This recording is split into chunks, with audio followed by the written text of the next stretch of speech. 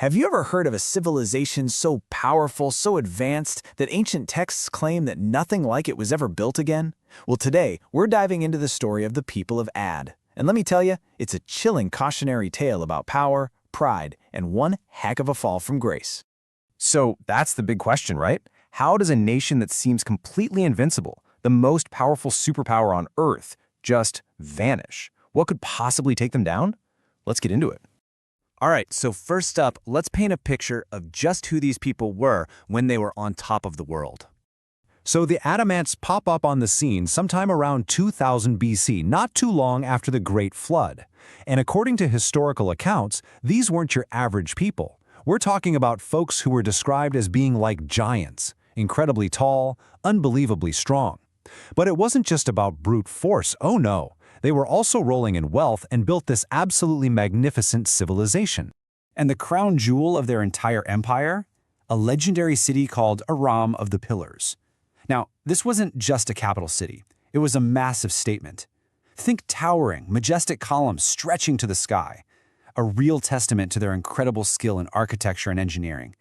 Nothing else at the time could even come close. And you know, for the longest time, people thought Iram was just a myth, a legend.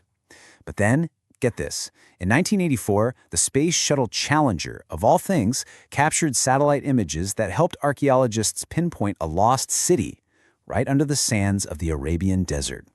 Suddenly, this ancient story got very, very real. But with all that power, well, it seems it went to their heads. They started to forget some pretty important lessons, and they completely ignored a crucial warning. And this, right here, is where the cracks really start to show. And this is the key turning point. Think about it. They were direct descendants of Noah's family, saved specifically because of their faith in one God, and yet the Aad were the very first civilization after that flood to turn their backs on that and go right back to worshiping idols. It's like they completely erased the lessons of their own path. So, a messenger named Hud, who was actually one of their own people, came to them with a pretty simple plea. He said, hey, remember the one God who gave you all this strength, all this wealth? And their response? Just pure contempt. They basically laughed in his face, called him a fool and a liar, and said, no way, we're sticking with the gods our fathers worshiped. And this one quote just sums up their entire mindset, doesn't it? They looked around at their incredible cities, at their own powerful physiques, and they literally asked, who is mightier in strength than us? They honestly believed they were invincible, that nothing and no one could ever touch them. Now, this didn't just happen overnight. Hud pleaded with them for years, constantly reminding them of all the blessings they had. But they just doubled down, got more and more arrogant. So finally, after they just wouldn't listen, those blessings started to dry up. A devastating drought hit, and it lasted for 3 whole years. Their lush green paradise, it turned into a dry, withered wasteland. Okay, so this brings us to the climax of the story. The drought has pushed them to the absolute brink, and they're about to make one final, fateful choice. They were so desperate for rain that they sent a delegation, we're talking 70 of their top leaders, all the way to the holy site of Mecca to pray for relief. It's interesting, right?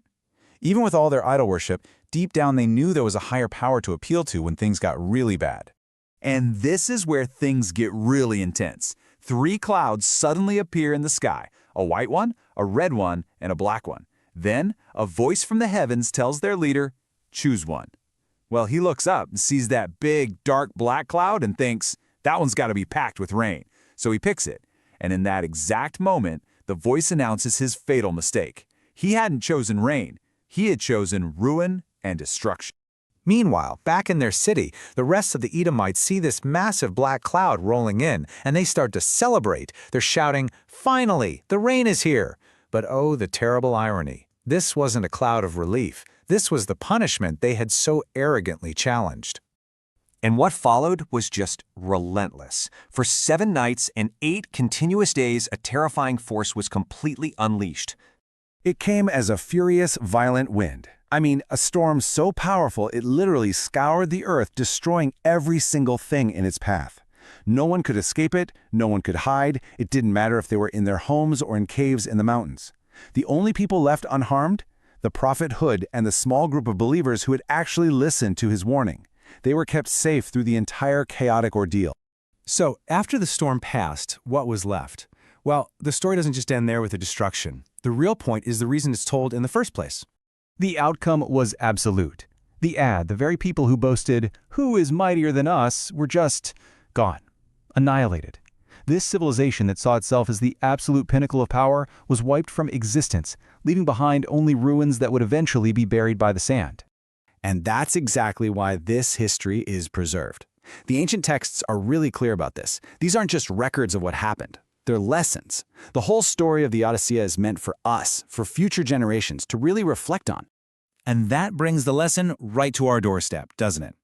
It forces us to ask, when we feel powerful, when we're successful, do we remember where that ability comes from? Or do we, maybe just a little bit like the Aad, get blinded by our own pride? Ultimately, the story of the Ayyada is a timeless reminder. All that strength, all those incredible buildings they were so proud of, it was all temporary. The one quality they lacked, humility, is what truly endures. Thanks for joining me on this one.